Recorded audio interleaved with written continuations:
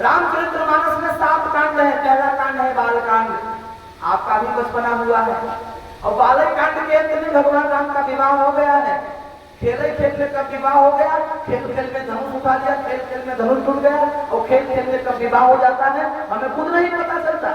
अगर तो पूछे क्या होता भी हवा कब रहा, अरे यार कहा बताई माँ ऐसा बिया भवा जना गुरुई बुड्ढा गुरुई का खेल, हमें खुद नहीं पता। खिलवाड़े खिलवाड़े बिया हो, खेल खेल में कब विवाह हो जाता है पता नहीं चलता। असली जिंदगी तो विवाह के बाद ही शुरू होती है। जिंदगी में अयोध्या कांड विवाह के बाद ही शुरू होता है। जब तक विवाह नहीं हुआ है खूब उड़ लो, जितना मौज मस्ती करना हो कर लो। असली जिंदगी विवाह के बाद ही शुरू होती है महाराज। अयोध्या कांड घर वाले कहते हैं ब्याह दोन हो गया, अब अपने घोड़े पे खड़ा हो गए कि हमारे कपारे पे रह गया। तब भगवान ने सोचा, राजा दशरथ ने सोचा कि पुत्र को इसके पैर पर खड़ा करे। बाप का फर्ज है कि पुत्र को धन दौलत देकर अपने पुत्र का यथोचित मार्गदर्शन करे। राजा दशरथ ने भी राम को गद्दी देना चाहा, लेकिन जब अपने घर का क्यों नहीं चाहे कि इनके वजह हम कही जाई, तो अपने घर में तो क्यों विरोधी खड़ा हो जाते क्यों नहीं कहे मुझे का हमें न कर ले, हमें आना ही का हमें बदल ना कर ले, उन्हें बदल का है और क्यों नहीं खड़ा हुआ, कहीं ही खड़ी हो गई।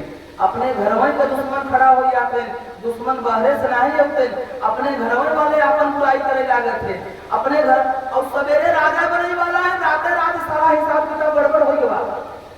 आज प्रचार हुआ कि सवेरे राम राजा बनी।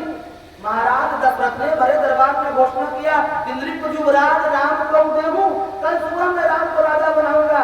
और राम जी के राजा बनने का प्रचार शाम को खूब हुआ और अगले सवेरे वोटिंग होने वाली है। लेकिन रात में बहुत गहरी राजनीति हो गई। यही वजह जब अपने सकीना चुनाव होता तो 2 महीना खूब प्रचार करे, लेकिन जब काल वोटिंग हो जाए तो अधूरे गलतियां सब जागत है। एक रात ही पहला कोई गड़बड़ी होता, गलती कहीं कहा जा, एक रात ही पहले गड़बड़ी होता। जैसे भगवान के जीवन में हुआ, बनने वाला रहे राजा, लेकिन जाई पड़ा 14 वर्ष बर्बाद। प्रसन्नता ज्ञान गताभिषेकः न ममले वनवास दुःखतः।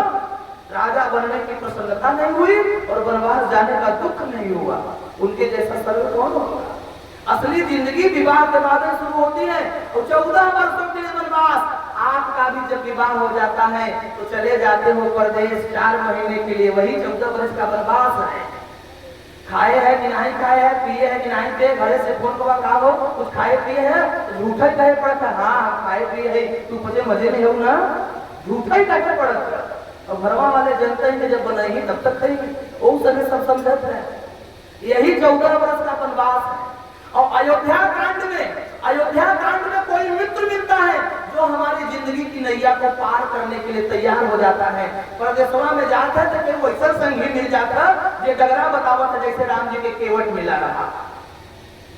ये डगरा बताए कि देखा हम यही कमुआ करी था, हमें एक लाभ होता, यही कमुआ तो हम करते तो लाभ हो गए। कोई मित्र मिलता है जो हमारी जिंदगी की नैया को पार करता है। लेकिन कब तक, जीवन में अरण्य कांड भी आता है साहब। अरण्य कांड माने जंगल वाला कांड। वो हर कमात है, यह घर के बीमार हुई होगा, अब वो हर आधी चिंता है, हर आधी चिंता। अब दौड़े अरण्य कांड में जैसे भगवान राम महात्मा के पीछे लगे, अगस्त ऋषि मिले, सर्वभंग ऋषि मिले, भरद्वाज मिले, सब मिले। अब हे महाराज मां कतों से भला हो जाता है, हे देवी देवता हमारे कतों से उपकार हो जाते हैं, हे भगवान मां कतों से कल्याण हो जाता है। लेकिन वही बीच में भैया ऐसा विपत्ति रावण आए, ऐसा विपत्ति रावण आए कि खड़ा भवा चाहे, लेकिन खड़ा नहीं होते। कतों ने हमारे मेहरारू के मार, कतों लड़का के मार, सीता जी का हरण हो गया। अब राम बेचारे और परेशान। लेकिन उस परेशानी में जब धन दौलत साथ में नहीं तो फिर किष्किंधा कांड आता है। किष्किंधा कांड में भी कोई खड़ा हो जाता है कि चिंता मत कर, तो हार दुख हमार दुख, हल्ला हमसे 10,000 तू अपन काम कर, हमें बाद में दे है।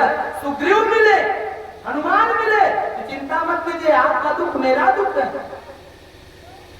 सखा और रामो कहे कि सखा सोच त्यागो बल मोरे, तुम भी अपना दुख त्याग दो, तुम्हारा दुख मेरा दुख है। सब विधि घटक काज में तोरे, तेरे सारे कार्य को मैं पूर्ण करूंगा। और फिर भैया जीवन में सुंदर कांड आता है। में जब दो चार इष्ट मित्र मिलते हैं, हनुमान जी जैसे अच्छे मार्गदर्शक मिलते हैं, सुग्रीव जैसे अच्छे सलाहकार मिलते हैं, तब जीवन में भक्ति की पराकाष्ठा जब बढ़ती है, जब भक्ति की सुधि हमारे जीवन में होती है, तब जीवन में सुंदर कांड होता है और बुराई करने वालों के जीवन में लंका कांड होता है, घर में आग लगता है। और लंका कांड के बाद फिर उत्तर कांड माने वृद्धावस्था सत्य है, हर एक प्राणी को आना है। एक घटना और मैं बता दूं आपको, सतयुग में आपके किए गए कर्मों का फल नरक और स्वर्ग में मिलता था, लेकिन कलयुग में नरक और स्वर्ग खत्म है। कलयुग में नरक और स्वर्ग ये धरती ही है। बुढ़ौते में कुल फरियाए जो करे हो गए, 8 महीना 10 महीना खटिया पे टट्टी होए, पिसाब होए, कुल करे पड़े, वही नरक है, यही नरक है। शरीर से बदबू आती रहेगी, कोई पूछेगा नहीं, कोई देखेगा नहीं, यही नरक है। और अगर अच्छे कर्म किए हैं तो चलते फिरते परमात्मा उठा ले जाएंगे, यही सत्संग है। और जो भैया अपने द्वारा बुरे कर्म किए हैं, गलत कर्म किए हैं, इस धराधाम पर भोग कर ही उन्हें जाना पड़ता है, यही इस संसार का सत्य है। इसीलिए अपने को भी अपना समझो, दूसरों को भी अपना समझो, उतना जैसा व्यवहार हमें नहीं करना चाहिए।